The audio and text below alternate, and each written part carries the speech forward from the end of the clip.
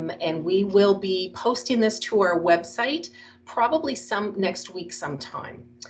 Mary Lynn or Christina, can you see that it's being recorded? Okay, it's popped up now. It took a second to pop up. So just wanted to make sure that is being recorded because like I say, we're going to post this to our website. So if something is mentioned during tonight's presentation, you want to go back and look at it again, it will be on our website next week. So at this time, though, it's all the housekeeping items that I have. I would like to pass it over now to Mary Lynn and Christina. Thank you, Angie.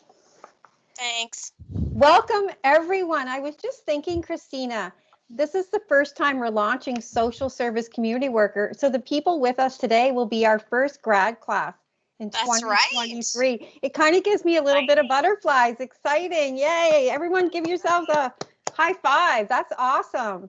So welcome to tonight. What's that, Christina? Sorry. You can officially consider yourselves to be the class of 2023. Exactly. That's exciting. So also, too, we're going to have some polls throughout our presentation. So what you'll see is they'll come right up on the screen. So it's a great way for us to interact with you throughout our time together today. And hopefully our presentation will answer all of those questions that you're thinking about. But we're so very excited you decided to take this new program that we're launching in fall of this fall. So my name is Mary Lynn Jardine. I'll be teaching you this fall, or I'll teaching many of you this fall. I'll be teaching mainly in the Miramichi and in the Moncton campuses. I've been with the college. I'm going on my 12th teaching year. Mainly taught a lot in child and youth care. And Christina. Well, I'm Christina Lindsay, and I will also be teaching you this year for some of the face-to-face as well as some of our virtual delivery. I presently have been teaching at the St. Andrews campus, but I am going to be taking up residence in Fredericton this coming September, which I'm really excited for. So I'll be teaching mainly to Fredericton and Woodstock. Excellent. So we're going to share our presentation.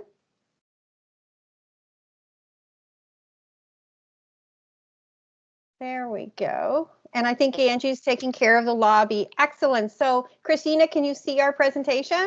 I can. Excellent. So I'll click through it. So when you come to the college, whichever campus you're at, we have 6 campuses in our beautiful province of New Brunswick. You're going to be in the School of Arts, Community and Protective Services. Your dean will be Karen White O'Connell. Your chair will be Tammy Scott. And here with you today is myself, Mary Lynn, and Christina. But we're only 2 of 9 instructors. So there'll be many instructors on campuses throughout this province. So a little bit about our program information. I know that you took a long time to decide which program do I want, and this program in social service community work will really give you that wonderful career in the social and human services field. So a career where you're helping others, and especially those that are most vulnerable in our communities. You'll support the well-being of individuals, families, and also communities. We've designed our curriculum around those concepts. You're going to get key learnings in all of those areas of focus. And it's about you being able to bring about meaningful change into society. I assume that when you're seeing the social service community worker program, you're wanting to make change and build capacity in your communities when you return. So campus locations, this program is offered in all 6 of our locations. So we're pretty excited about that. And one thing that COVID has brought us is the ability to collaborate. Christina is housed in St. Andrews, which is probably 5 hours from me in Miramichi. Would it be 5, Christina? Oh, probably closer to 6, I think. Yeah. Maybe, yeah. Probably 6 hours away, but we meet regularly. We talk, we communicate, we share and collaborate on this wonderful program. And we've been doing that across this province. So that's one benefit that COVID has brought us here in the college system. So we have a poll for you now. So I'm going to send it. We have a little question for you. So we'd like to know, for you to share with us, what campus you're planning on attending this fall. So this is going to pop up on your screen here shortly, as soon as the, there we go, I think. Oh, can you see it? Not yet, Christina. Uh-oh. Okay, I don't know what it did. Oh, darn, it was there. Oh, okay, just I'll let Christina do that. One fun thing, we'll be using Teams this fall. So that's the system that we're in right now. And Christina and I both decided to change our backgrounds. Christina has a Sesame Street one and I have this kind of cosmic scene behind me. But there's some really fun things we can do in Teams to be more interactive. By changing our backgrounds. We can have stadium seating so we can see all of you in the stadium like if we were teaching. So we'll be talking about later about we're going to be having a blended delivery. So there'll be some virtual classes and some face-to-face. So having these fun little aspects really create that interactive. How you making out, Christina? okay, there, the poll's coming now. I didn't There scroll it down is. far enough. There we go. So you'll see it'll come up in the chat and it'll be able to tell us where the majority of the folks are planning on attending. So we're really excited to see where you're all coming from. Oh, look at St. Andrews. Yay, representing. Right on. Excellent. Moncton, People are St. still, John, I see, still Miramichi. changing. We have Hello, no one Frederick. from Woodstock. Oh, We can wait a sec. There's only 9 that responded. yeah, please feel free to jump in there. And we can always come back to the responses too. And Exactly. yeah, for sure. Excellent. So we'll change our screen. Awesome.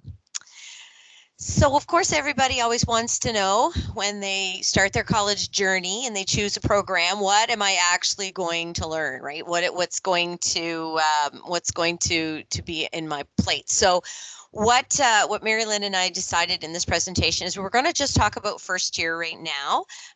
We are heavily getting our second year curriculum together and we know what's there, but we thought, you know what, we don't want to overwhelm you. So we're going to stick with just looking at what's happening in our first year.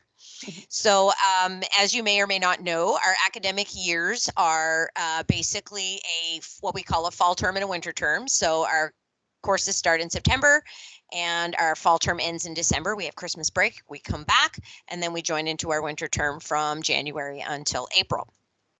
Each of those terms is also broken up into 2 7-week sessions. We call them session A and session B. You do 7 weeks, session A, you have a week of study break, and then we come back and start session B. Some of your courses will carry from session A all the way through session B, so it'll be the full total 15 weeks or 14 weeks, I guess it is. And some of them will start and end within the first 7, and then start and end within the second 7. So what will you be learning in terms of subject matter? We'll be looking at lifespan development, which is just what it sounds like, a kind of a walk through the lifespan of a person. We talk about childhood, middle childhood, adolescence, early adulthood, middle adulthood, senior, and we even do a little area at the end and around end of life. Our orientation to social and human services is, again, it's a sort of an introduction to the world of social and human services. And we talk about, I guess, a lot around our clients in this, but also a lot of self-discovery for you. So talking about the skills and the helping talents that you need to have to be a very effective social service worker. We'll have applied writing and documentation skills, which look at teaching you how to be a good writer. Writing is so essential in the social sciences and the social service programs. We're responsible for creating plans, for writing reports, for incident reports, all of those things. And so we're going to spend a lot of time teaching you how to become really good and very factual writers. We'll have a look at mental health foundations, which again, it ties into psychology. So if anyone has taken any psychology courses, this is just very much your very basic beginner psychology. And then we get into mental health and we sort of delve a little deeper into some of the disorders that you probably are familiar with and mental health and mental wellness. We've really focused a lot on the wellness side. We'll have an introduction to sociology, and then also a family dynamics, which looks at the family as part of society. Okay. Group work and process and practice gets into looking at how we work with groups. And essentially, if you're working in the social sciences or human services, social services, any of those types of protective care, you work with groups, right? It's a team effort to be able to provide help to our clients. And so we're going to talk a lot in that course about how to work effectively in groups and how to facilitate groups and things like that. Our counseling 1 and counseling 2. So counseling 1 is in the fall, counseling 2 is in the winter session, and they will teach us about how to, when you're meeting with your clients and how you support them. We talk about interviewing, so how we get information from our clients, how we help process problems and support them through problem solving areas. Our Dimensions of Wellness is a wellness course designed for us to self-reflect and look at our own wellness, which will in turn help us to help clients be more well in physically, mentally, socially, in all of those areas. Principles of Behavior is a course where we look at altering behavior. So it would be a course where we'll look at problem behavior, or so either too much of a behavior, too little of behavior. Why is that happening? What's causing it, and how might we support our client in changing that? Usually we're looking at, behaviors that may be something we want to change so that the person's life is better and they are able to function better within their own world. And last but definitely not least, our field placement. Our field placement, it takes place in the winter term and it runs for the full term. So it's 14 weeks. This is where you get to take everything you've learned in term 1 and take it out into the field, out into your communities, and be partnered with various agencies and associations that will help you find someone, and you'll get to work alongside other social service workers and other social workers perhaps, or other, individuals who are in our field, and learn from the best, right? Learn from those people and really get to apply some of what you've learned in the first term. So, and that's really exciting because it breaks up your week. So you have a couple of days per week where you're in the field and then back in the classroom. So it's a nice change from being kind of all book learning to a little hands-on learning to go with it. So in this new program, we don't have a spring term, right, Christina? We stop in April, like the universities do, because we're going to do our field placement work during our term in term 2. So you'll be done in probably the middle towards the end of April of next year. Exciting. So the next thing we'll look at is those foundational skills. So Christina went over the first year curriculum. So our second year curriculum takes that first year and brings it to a more advanced level. You're going to see courses like crisis intervention and trauma, community development. You're going to see social service project work. You're going to see special topics in the social service community worker, etc. And these foundational skills are key to what we do. Look at them as your mantra. It's what your goal is. And every course is developed around these foundational skills. Relationship building. 75% of the work you will do in the field is building relationships with others. It's key. Behaviors lesson when the relationship is strong amongst the people in a group home or in a school setting or any setting like that, or any milieu. Listening and communicating. So listening, active listening. So not being distracted, putting those away. Cultural competence and ethics. So we're doing a lot of work around cultural humility. Emotional awareness and regulation. That is key. To be trauma informed, we have to understand attachment, and we have to understand regulation and that brain science. Advocacy and collaboration. Self-awareness and self-care. So Christina introduced you to Dimensions of Wellness. That's one of those really important courses, because it's going to teach you as a frontline worker how to take care of you when you're in situations of crisis. Crisis intervention and trauma-informed care. We'll do a lot of work around that. If you love to read, some great books to read this summer are The Boy Who Was Raised Like a Dog, or What Happened to You. I'll put those in chat so you can check them out. What Happened to You is a new book by Bruce Perry and Oprah Winfrey, and it really talks about being more trauma informed. A lot of your program will be that conversation. Is it the boy that was raised as a dog, right, Christina? Yes, that's correct. Mm-hmm. That's also written by Bruce Perry. Yes. And program planning and creating that therapeutic milieu, that milieu where people can feel safe and secure. So see these foundational skills as your mantra and something that we're going to be helping you work towards in all of the courses you'll be taking with us. So do we have another little fun?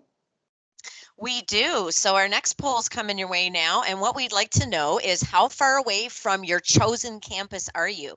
So you have some guidelines here. Tell us about how far away you're going to need to travel, or are you going to be moving maybe to your location? So we have less than an hour, 1 to 2 hours, more than 2 hours away, or are you international?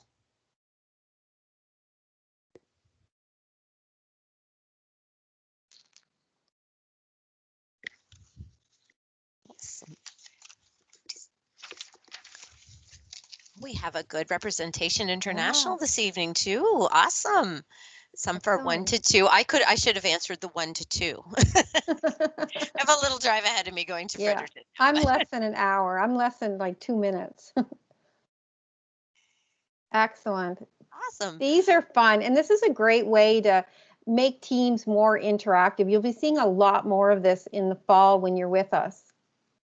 That's right. We're really going to try to bring as much of the classroom exposure into teams when we are working virtually. So that being said, how are you going to learn this year? So I know there's been a lot of questions. Last year, I think really kind of threw everybody a little bit of curveball. I know it was different. I won't say difficult, but different for us as instructors as well to kind of figure out how to forge forward in this new online kind of world, or what we call our blended world now.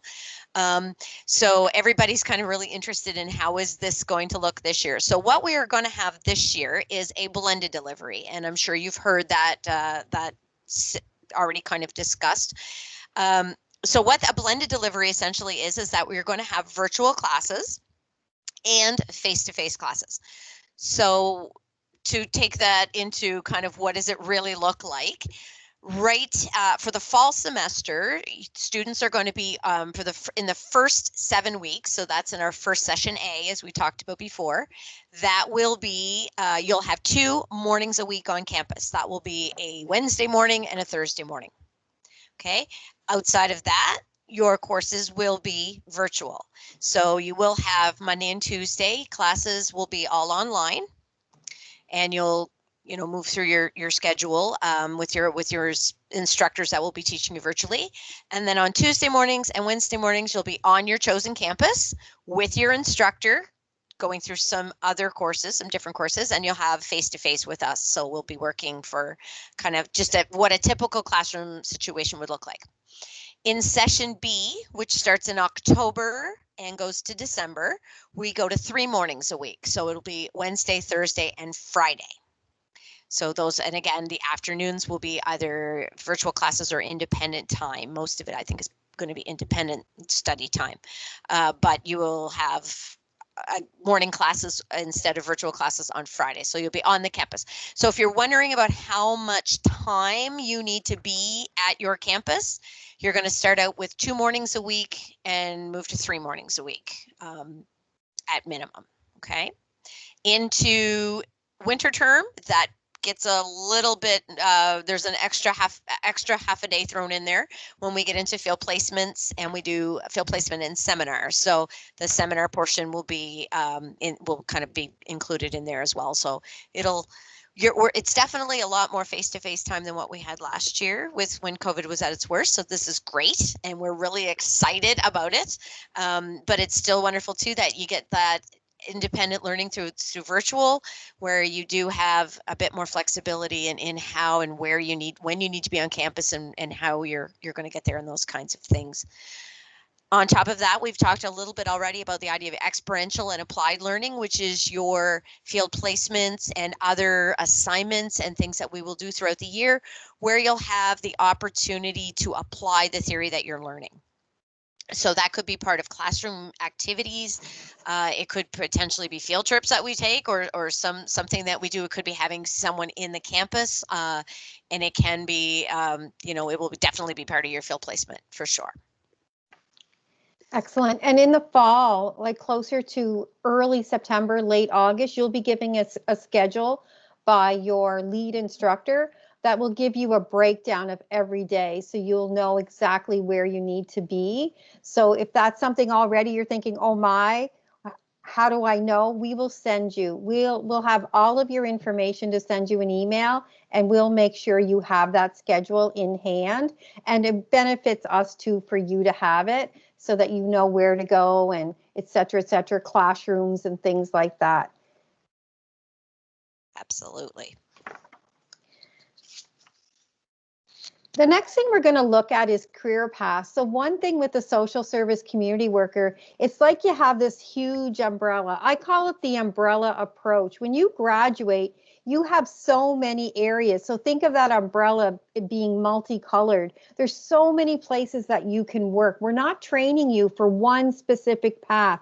Like example, carpentry, you're trained to be a carpenter. In social service community worker, you're trained to work with families, children and youth, adults across the lifespan. So add in community. So it's a really diverse, it's really a generalist approach that we'll take. So you'll be trained to work in many different areas. So this slide gives you some of those ideas. So start thinking, where do you see yourself? You could be working in family support, working with children, youth, and families, street level intervention, mental health supports, residential supports for youth and adults, shelter supports, so transition homes, behavioral intervention, employment training, school settings, EA, educational assistant or school intervention worker, service organizations, all those non-for-profits, those NGOs, home support for adults, psychiatric units, child life programs. So think of Ronald McDonald House or Sick Kids in Toronto, those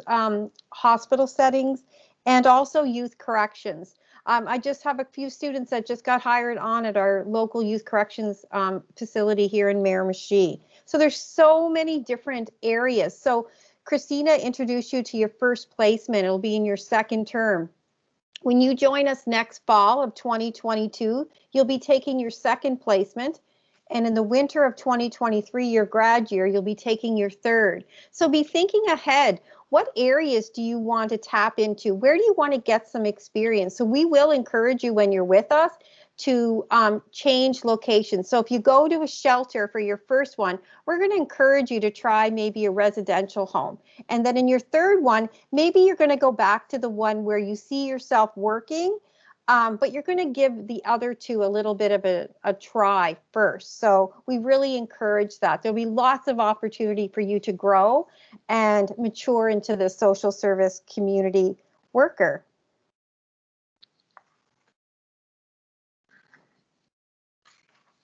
All right, so now we've got another little poll for you. So now we're kind of curious for you to give us an idea if you know already what you're interested in doing in the future.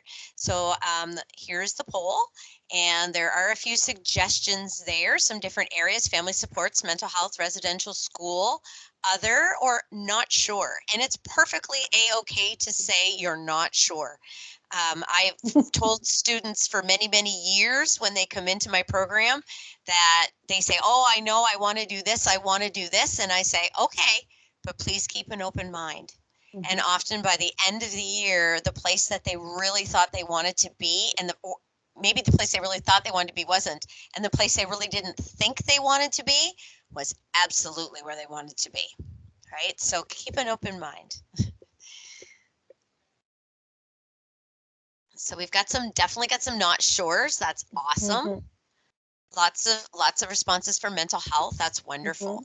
It's really wonderful. Excellent. School settings. Yeah, for sure. And this is just a snapshot. There is a a load of other options out there that students still like, and we're working every day as instructors and with our team of chairs and our dean as well, to find and to create new partnerships with organizations, talking about how wonderful our program is and how great it would be to have students there. So there's always new things coming. Like right now, I couldn't tell you right now what partnerships we might have in 2 years, because we're working them all the time. So our work integrated learning, so much fun. Lots of things. So what we decided to do is give you just a snapshot. In your winter term, you will do a service learning day where we'll actually partner you with a local organization. You'll go out and help and support them. So these are some of just the examples of things we've done in the past. So you see Caring Friends in Miramichi. We try to make sure we hit the whole province. The YMCA in Moncton, the Sanctuary House, the Women's Transition Shelter in Woodstock, Ability NB in Fredericton, and City of Miramichi here in Miramichi, New Brunswick. So we try to get you out and forge these partnerships because these are your future employers. So it's really important that we do this work. And this Service Learning Day, there's a whole course around it, but you'll actually go out and wear your green shirt and support NBCC. And you see Christine and I are wearing our NBCC Proud today. We have a lot of clothing. You'll have access to that clothing in the bookstore when you show up. And we wear it proud. And usually anytime we do community programs, we wear NBCC to market the wonderful students that we have. For sure. Do you want to add anything to that, Christina? I just want to say, I guess that even though there's no photos here for St. John and St. Andrews, we have done our stuff as well. Added into that also is that we have an applied research program at NBCC, and we are often as social services are involved in different applied research projects, and it's a great opportunity for students to kind of be on the front of new things that are happening in the province. About 7 years ago, we did one, I think it was around 7 years ago, in St. Andrews, where we worked with the local Huntsman Marine Center down there and their Discovery Center. If anybody's ever been there, there's wonderful, it's fantastic. We worked in partnership with them to create a program for their center specifically for kids on the spectrum, on the autism spectrum.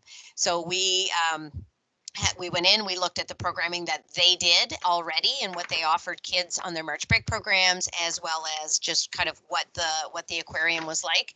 And we modified it and changed it up so that it would be open and welcoming to the various aspects of someone who is diagnosed with autism.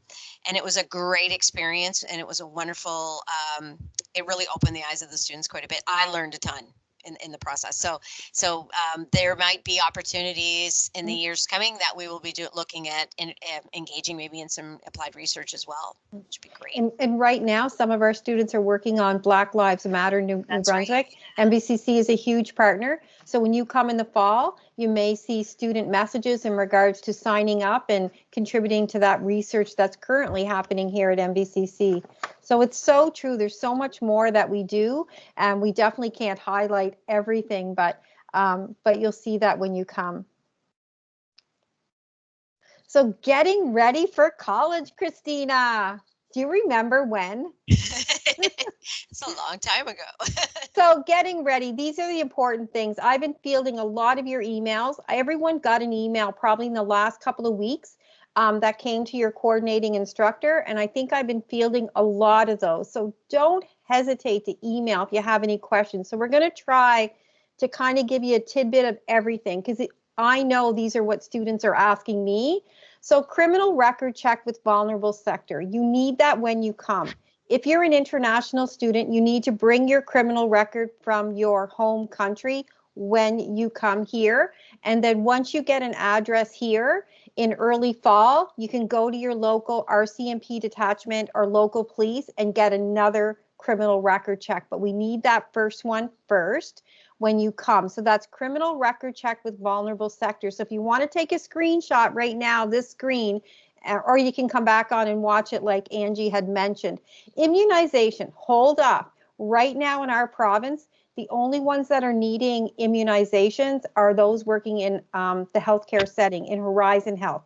Now that could change, but there is a cost associated with that. So early in the fall, we'll figure out where you guys want to go on placement in January, and we do that work with you. We will lead that. We'll give you a placement choice form, and you actually put your top 3 choices. You don't have to put agency names. You just have to do what Christina did in your chat. Do you want to work in a residential setting? Do you want to work in a school? And we as instructors will do the rest for you and work with you on that. So hold off on that. Just know if you choose a healthcare setting, there's a little cost that, well, it's not really little. There's probably $200 to $300 cost that comes with immunizations. But the criminal record check with vulnerable sector here in New Brunswick, it's usually around $35.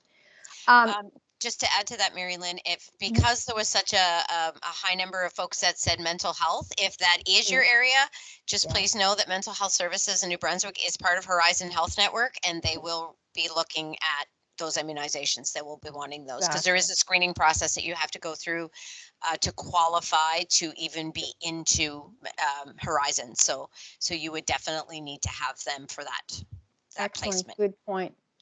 The next thing, if you're coming to us from another university or another college, there's course credits and recognized prior learning. So if you've taken psychology or sociology in another format at another college, reach out to us sooner and let us know, and we can put you to the right people to start going through that prior learning process. So just know that, make a note of it, and I would say early August, start sending emails and we'll get you to the right people to start doing the work in regards to prior learning. So classroom readiness, I'll let Christina take this. How can these students get ready for fall in the classroom, Christina? How do we get ready? Well, first thing to think about is your laptops and computers, of course, and we're going to talk about that, I guess, coming up. But just thinking about, your dress.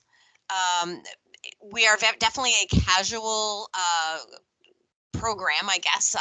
So, what we're looking for is that you are dressed appropriately in the campus. I always tell students, and I can't speak for Fredericton yet because I haven't spent enough time there, but in St. Andrews, it's a very old building and it's very drafty. So dress in layers because it'll be cold in the morning and warm by lunchtime.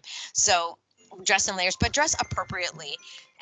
And in our facilities, there could be an employer walking down the hall at any given time. Okay. And so we're looking at clothing that is respectful and just in terms of no profanity, appropriate. Okay. Also be prepared that when you go to your field placement, you may have a dress code there. I always tell the students to think about having at least a couple of business casual outfits for their placement. If you go work in a residential facility, you'll probably be able to wear jeans and a t-shirt or jeans and a hoodie to work. However, if you go to a school, you might be required to have dress pants and whether a dress shirt or a polo shirt or something along those lines at a school, right? So the depending on where you're placed, and you don't want to get caught at in January going, uh-oh, I got to go buy new clothes, and maybe right after Christmas is not the time to want to have to do that. So consider that. Cell phones. Cell phones are, everybody's got one. They're a great resource. We love them. I mean, mine is less than an arm's reach away from me usually at all times. However, they can be very distracting in the classroom. So each one of your instructors will have that conversation with you at the beginning of the year and talk about what their policy is around having cell phones in their classroom. We don't have a set policy, so to speak. But it is, whatever the instructor decides for their space. But be aware that I can assure you that the majority of them will ask you to please turn them off in the classroom or have them on vibrate, put them way out of your reach. You are going to get so much information in the first, in your classroom that if you're distracted by your phone, you're going to miss something. And honestly, what you're going to get out of your books is only going to be a very small portion of what you're going to learn. You're going to learn most from your instructors and from your classmates. So pay attention when you're there, right? That cell phone is you have a 50-minute stretch and then you can check it again. Okay.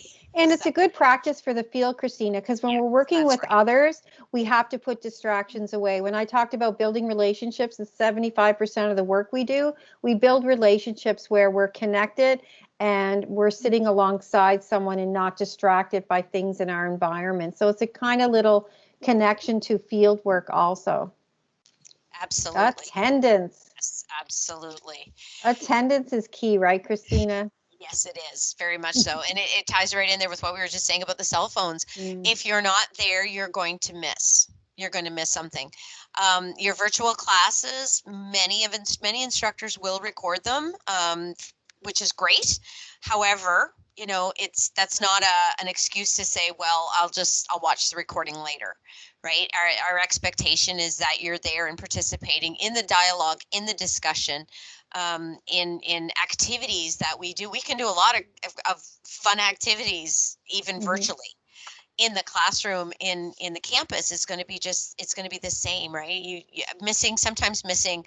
I can remember when I was in university, I got a very bad lung infection in my first, I think it was my second year, probably within the first 2 or 3 weeks of school, and I missed 2 or 3 days of a statistics course.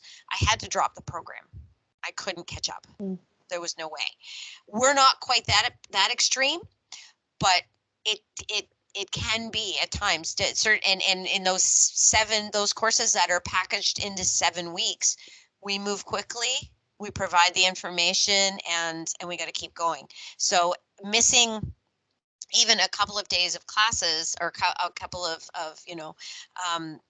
it's going to put you behind for sure. For sure. Now, we all understand that illness happens, extenuating circumstances, life happens. We know that, right?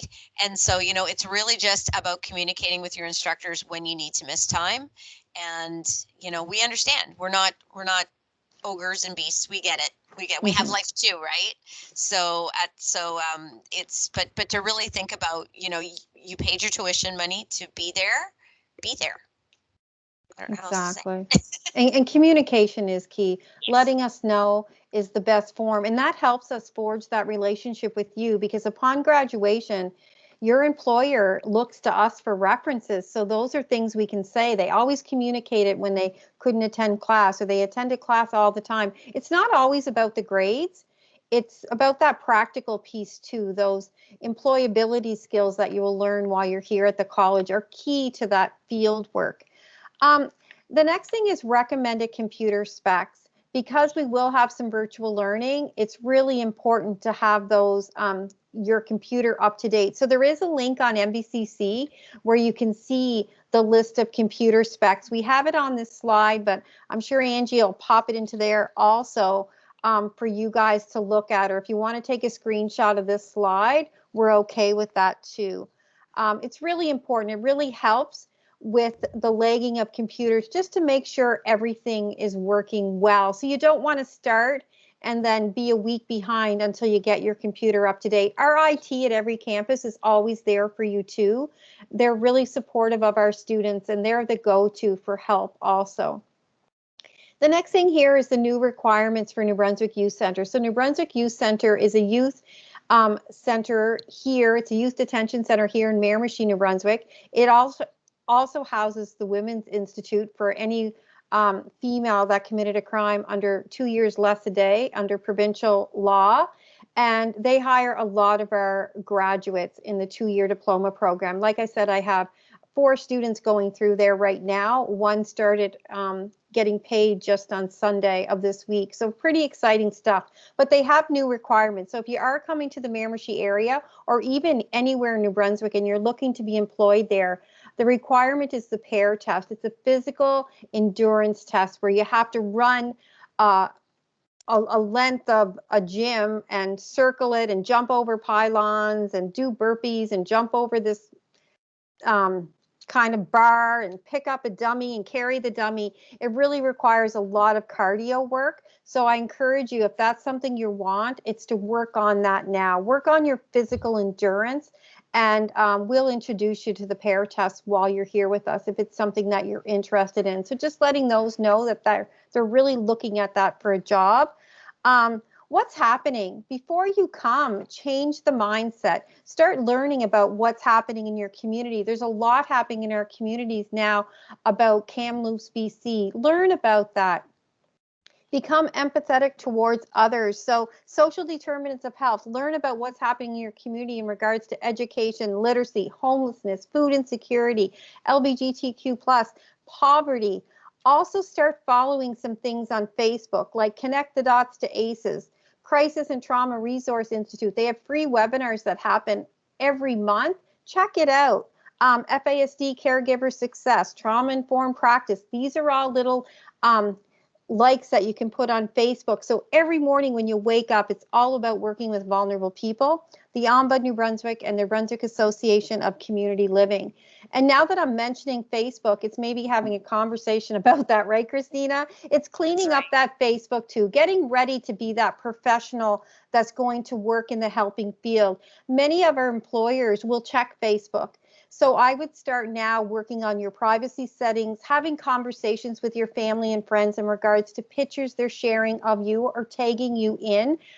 Just sitting them down and saying, you know, I'm starting this program in September. It's about helping others. And my reputation and my character is really, really important. So you need to really ensure that when you're posting things or being tagged in things on Facebook, they're appropriate to working with vulnerable people. I know for a few years I had to wear a uniform teaching in corrections. So I had to sit down with my family and say, okay, so if I'm at a birthday supper and I came from work and I'm in my uniform, you know, please don't take a picture of me and post it, etc.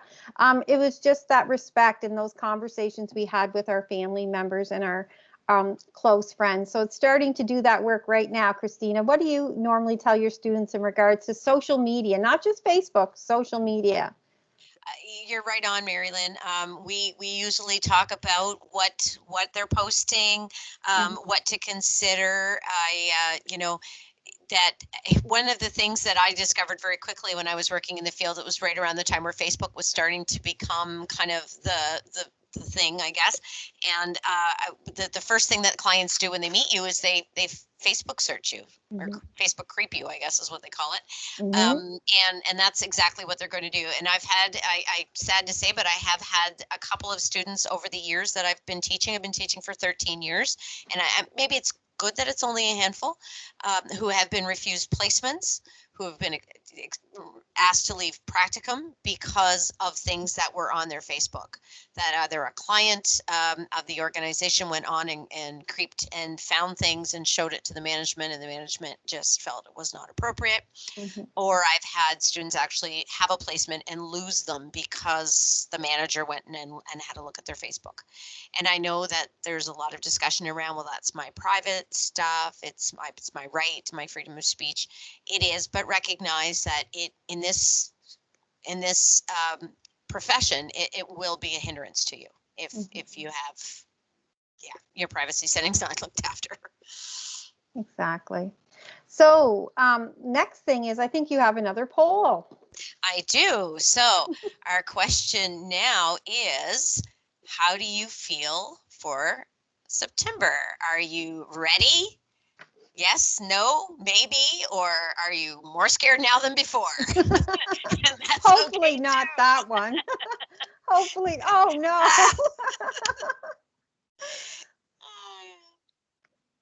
Oh, good. The yeses have taken over. We are so excited to be launching this program in September. You can probably see that from Christine and I.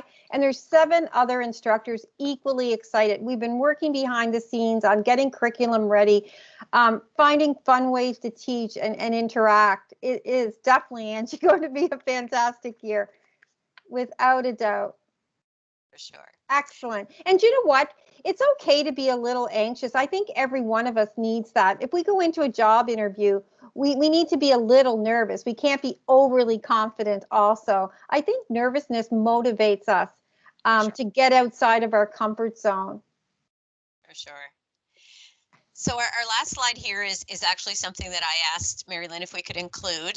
Les Smith was a longtime instructor at NBCC St. Andrews in our hospitality and tourism programs for a long time. And he was actually there when I started, and he was a bit of a mentor to me. And he gave several of us, this was something that he used in all of his syllabuses every year, and we've been fortunate enough to sort of carry it on there out of tradition.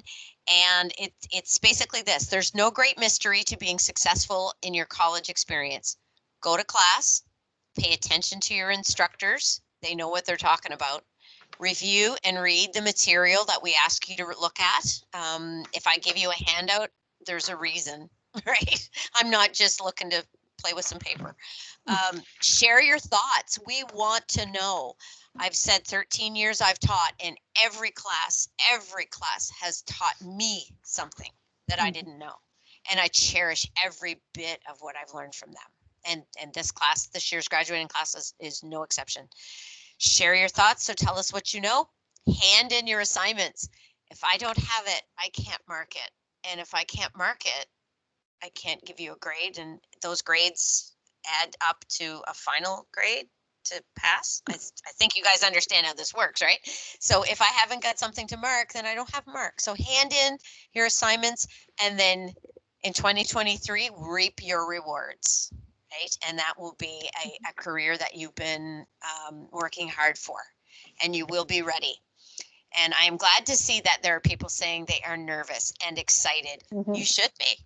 You should be. This is a great challenge. We're nervous and excited, aren't we, Mary? Oh, I don't know. Melissa, more excited and hope that I can keep up with the technology. Oh, we'll help you too. And our IT team, Melissa, will totally help you. So keep on posting. I wonder, Valerie, have you posted in the NBCC Miramichi site? I had a student one year in corrections that literally never opened a laptop. She went over to Staples, purchased a laptop, came to my class with the laptop in a box. And by the end of the term, she could use that laptop. It took time.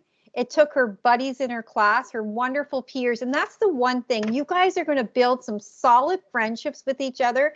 And Christina talks about how her students have taught her so much. It's unbelievable. When we create assignments and create conversations in class, we want you to share your experiences. We have lots of expertise in the field, but you bring so much to our class also, in virtual class or on campus class. There's so much sharing that can happen by learning from each other. So I've seen people that are really good at tech sitting beside someone that struggled and really helping in managing their world. So that you will see that too. I hope you believe us when we say it. It's going to happen. And we're here to support you also.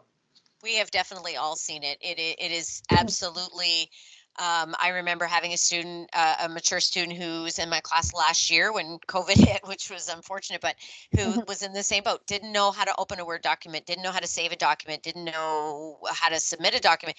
And really, everybody in the class just kind of was like, I gotcha, right? I helped. And then it was when I wasn't there, it was one of the other students coming along and saying, oh, I know how to do that. Here, let me show you how to do that.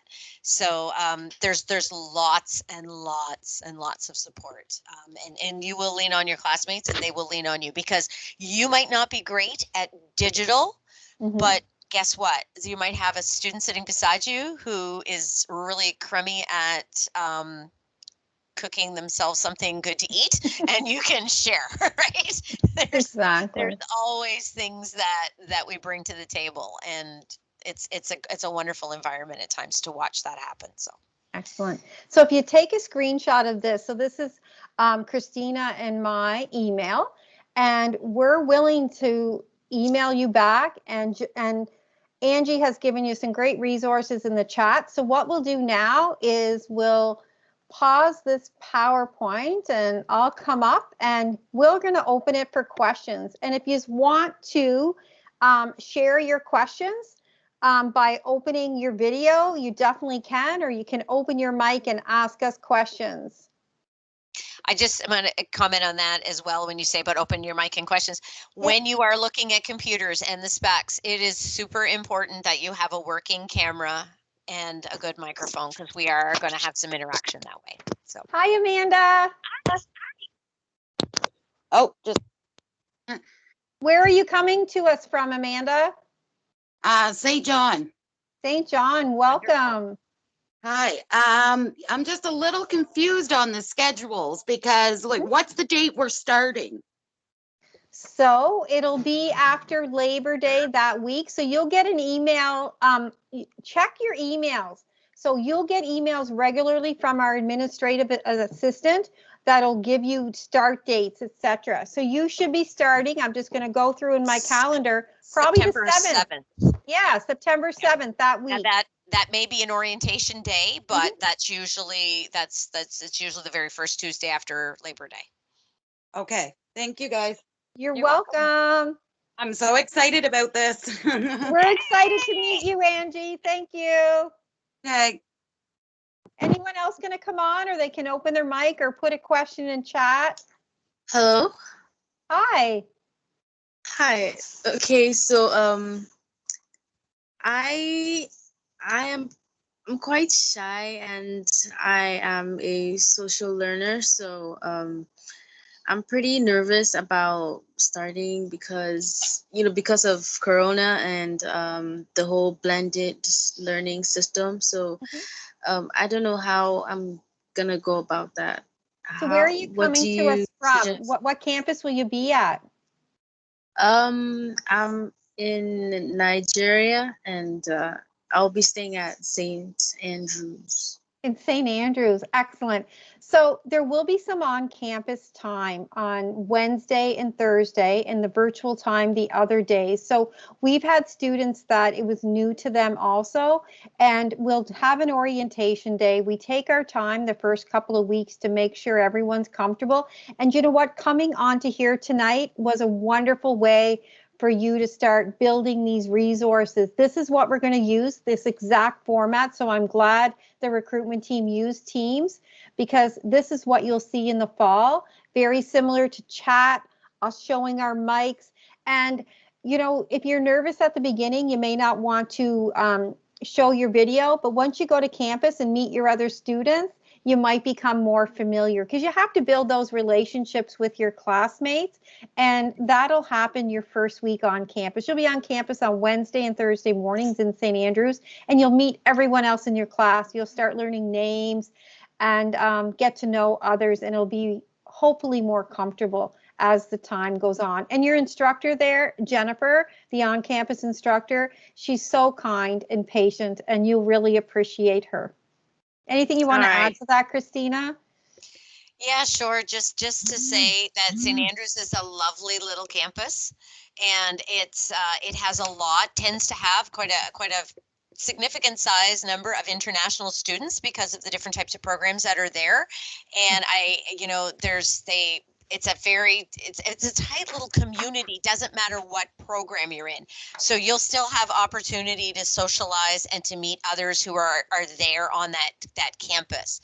The campuses will be accessible. We'll be able to, and here's hoping that COVID will leave us alone and we'll be back to somewhat normal in August, right?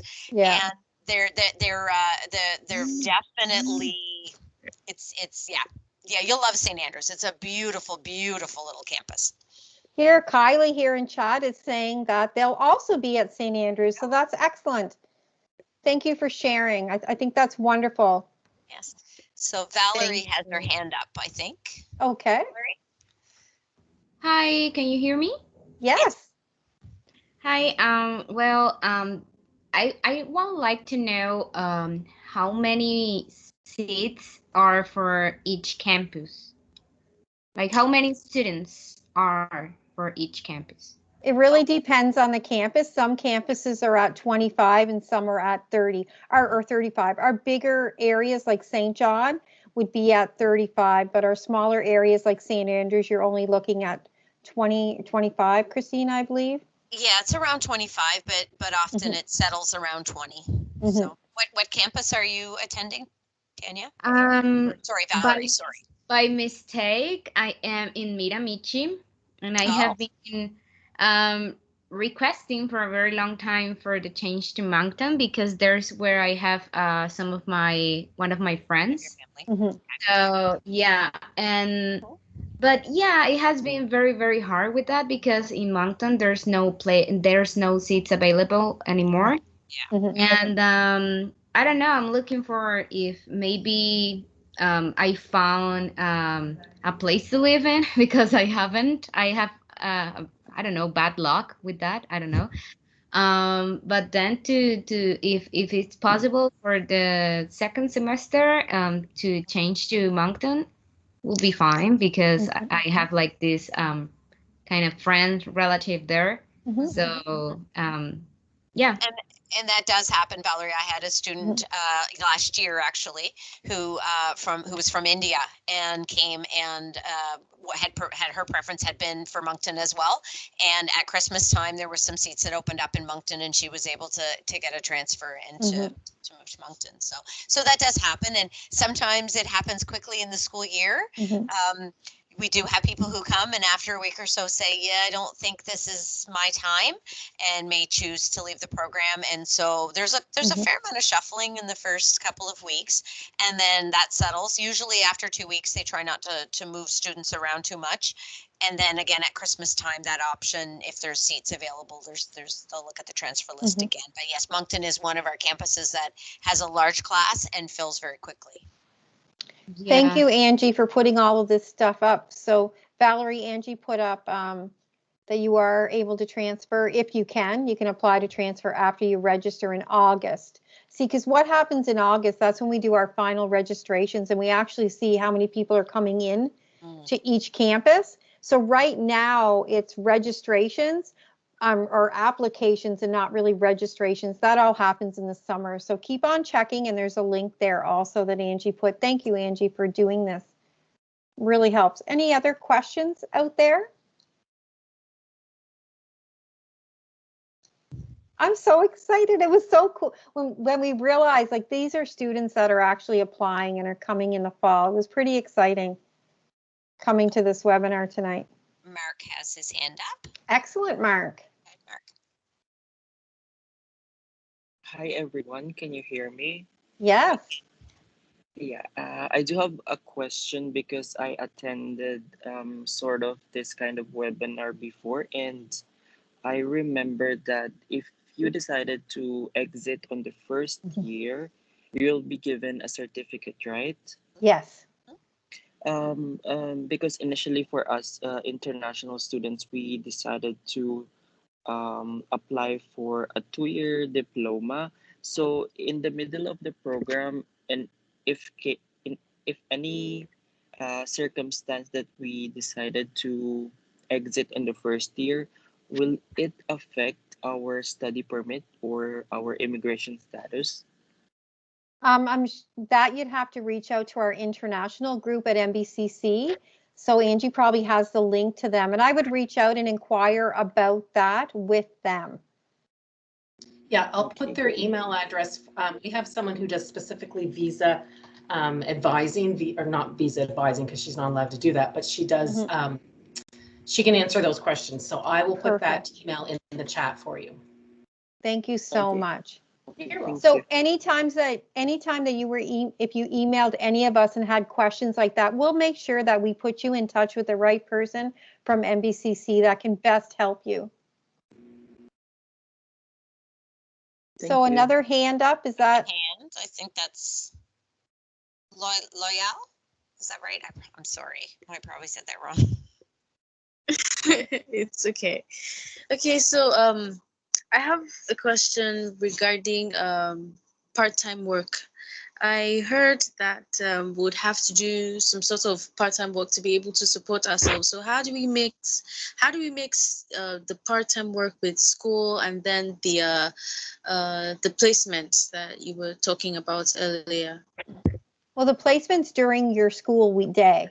Well, most placements will be between 8 and 5. Some will go into the evening. So wherever you're working, you would just give them their schedule. We have a lot of students now that go to school during the day and have jobs in the evening. A lot of our local grocery stores, a lot of clothing stores hire our local students, and they're pretty flexible in regards to working around schedules. So you'll get a schedule and you'll be able to share that with your employer.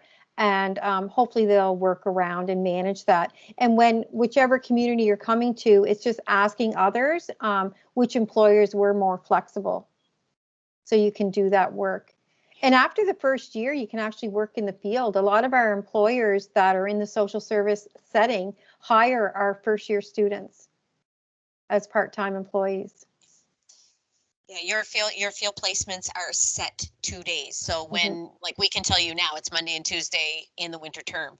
So when you're looking for work, you know those Monday and Tuesday days, or possibly into the evenings, depending on what type of location you go to, would be, you wouldn't be able to take work hours that day, those 2 days.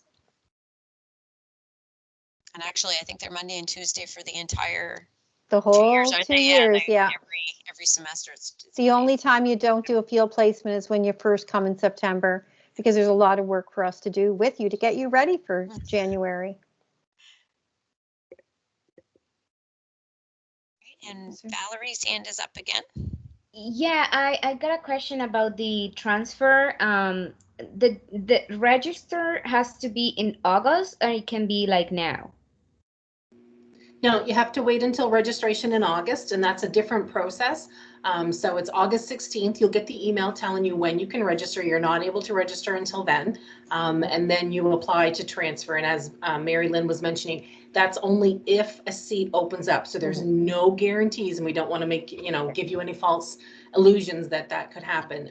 It's just a possibility, but you can certainly fill out the transfer form at that link that I sent you. And so you register in August, and as soon as you register, then you can go apply to transfer. It won't let you do it until you've registered. Oh, okay, I already have. I received my student visa yesterday, so I was so happy because Awesome. it literally takes just 2 weeks. So Wow. Excellent. I'm sending my passport today for that to be there. So I'm very excited. Fantastic. Excellent. We're excited for you to come. Thank you. Hi, Nicholas. He says hello in the chat. Hi. Did you have a question, Nicholas, or?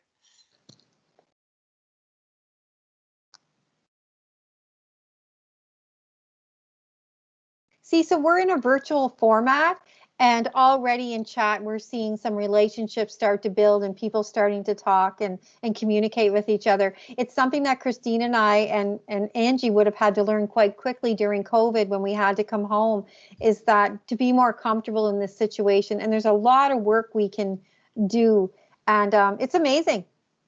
Like, we're already seeing it. I get goosebumps. It just makes me feel good. Do we have to have a background check? Yep.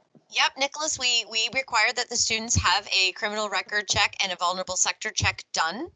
And that isn't specifically to attend school, but that is to be able to attend your field placements.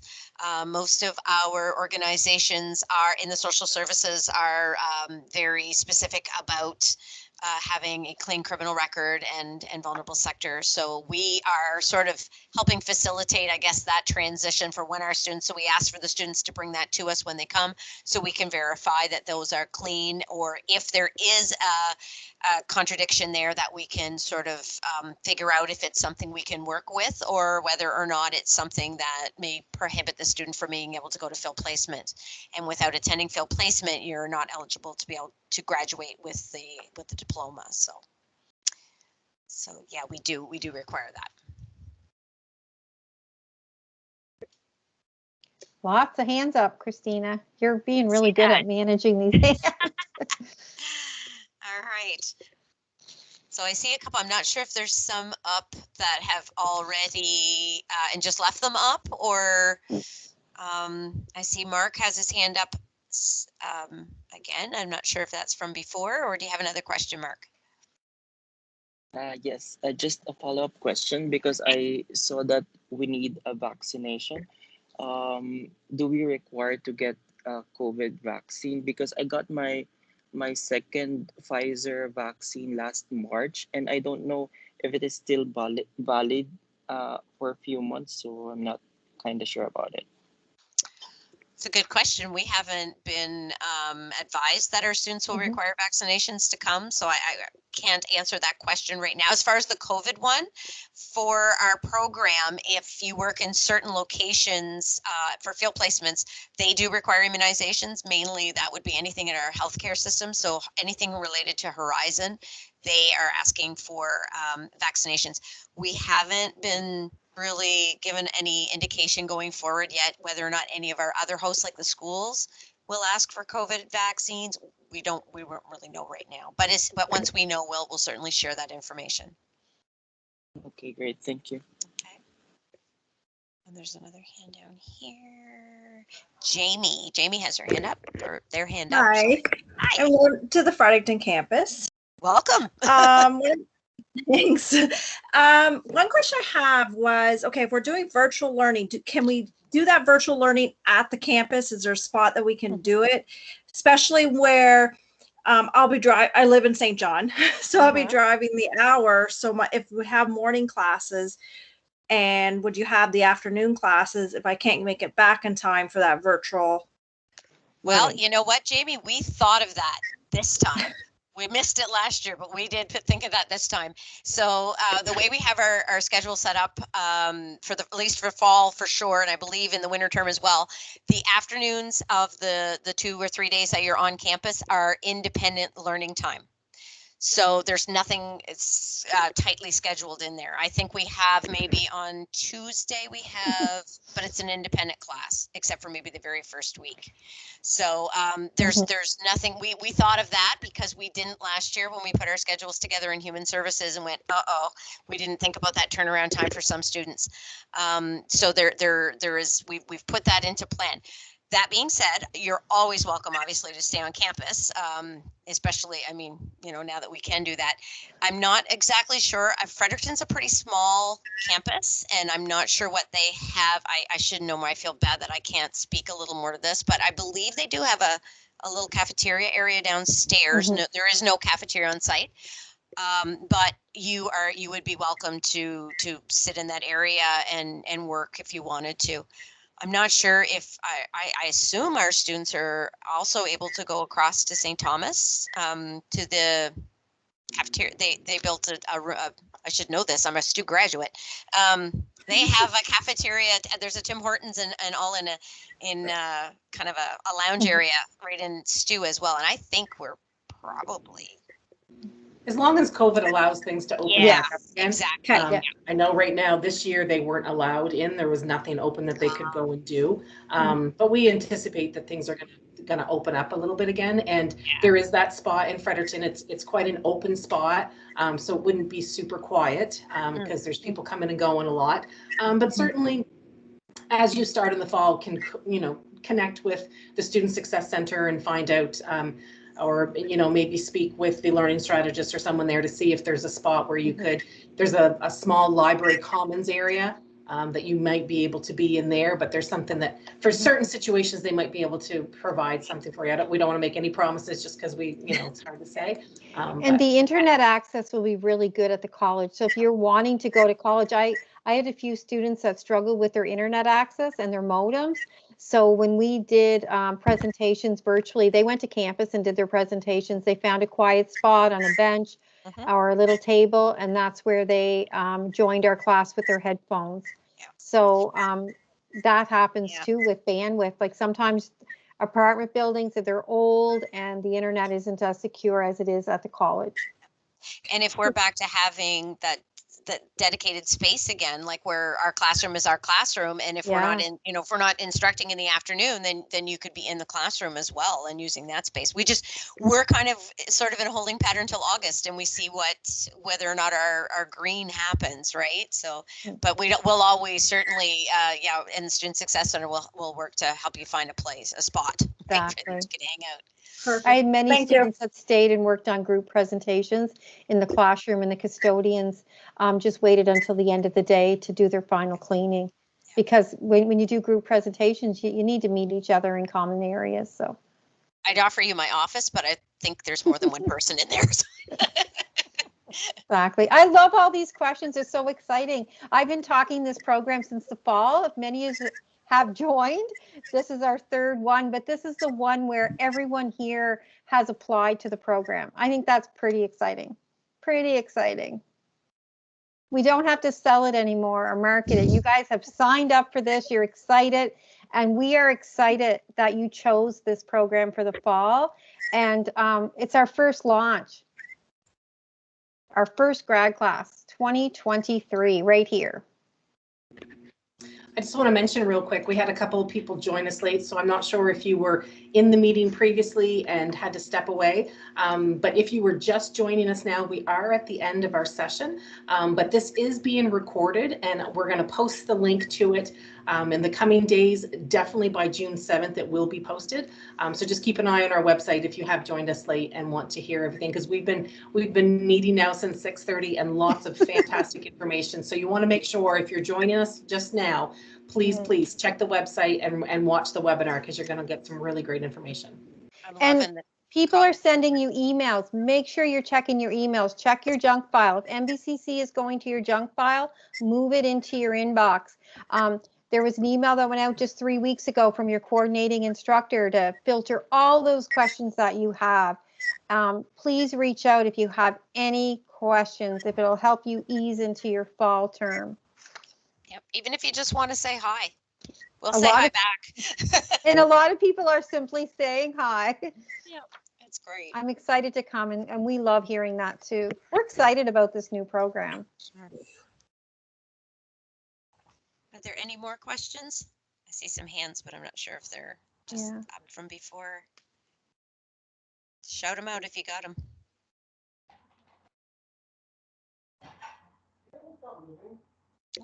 I think that maybe we've answered them all. Oh, I hear something. Oh, I think someone maybe just isn't on mute. Yeah. Yeah, exactly. Wow. So I think we've come to our end. So please reach out, go on and watch the webinar again, but we're here to help you. We're on campus until the end of June, and then we're back in the middle of August, but we will check our emails throughout the summer. I know I will, and I'm sure Christina will also. If you guys have any questions, we want to make sure this ease into fall is easy and transparent and without any hiccups. Well, thank you both, Christina and Mary Lynn. Guys, you're getting some really fantastic instructors. They've convinced me that I'd like to try and take the program. So you never know, girls. You just might see a name show up on your roster someday. So thank you very much, everyone. As she mentioned, watch the webinar, and if you have any questions, send either one of them an email, or if it's over the summer and you've got something urgent, send us one at collegeworks@nbcc.ca. Have a great night, everyone. Take care. Thank you. See Thanks, you. everyone. Thank you. Have a wonderful summer. See you in the fall.